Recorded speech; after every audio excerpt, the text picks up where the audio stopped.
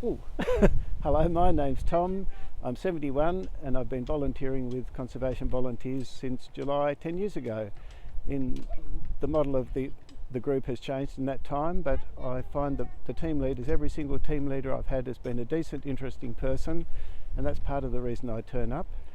Early on, my son suggested I come here. I'd just taken a redundancy and was thinking, well, I'd do some backyard gardening, and my son suggested I come here to CVA. So I walked in the door one day, spoke to Amy, who was on the desk that day, and I said, I suppose I have to show you some ID sometime, and she said no, and I said, you've got me, because I'd come from quite a bureaucratic background, and I was really happy that somebody else does all that bureaucracy for you. And so I was going 2 days a week, and the reasons I kept turning up were that we went to interesting places that I would never have been to. Shipstone Bluff, parts of, what's it called, Southeast Cape? No, somewhere down the southeast. There's a rare species of heath that we were supposed to be looking after, and it meant a little kayak ride, 1.5 kilometres, and then a 5 kilometre walk. So by the time we got there, it was morning tea or afternoon tea time. We do an hour or two and come back, but just really interesting places.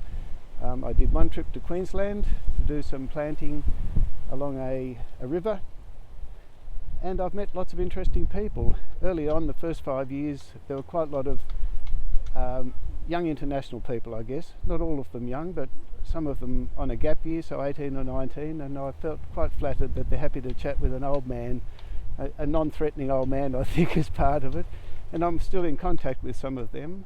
One had a birthday yesterday, so I spared her a happy birthday song, but I sent her a little message. And so sometimes with those people it is just once a year.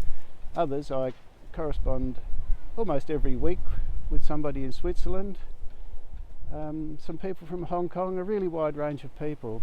And I've stayed in contact with some of the older people that I've met as well, the local people. So you make friends.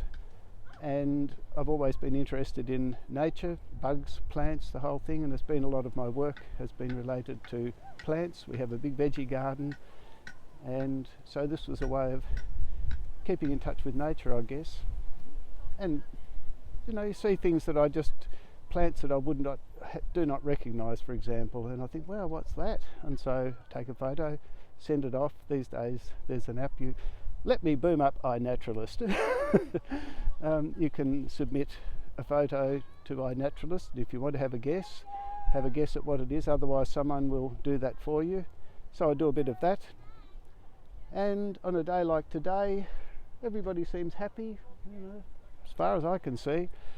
The sun's shining right now, the rain went away, and I'm leaning against a good old tree, a white gum, nicknamed White Gum. Is that enough?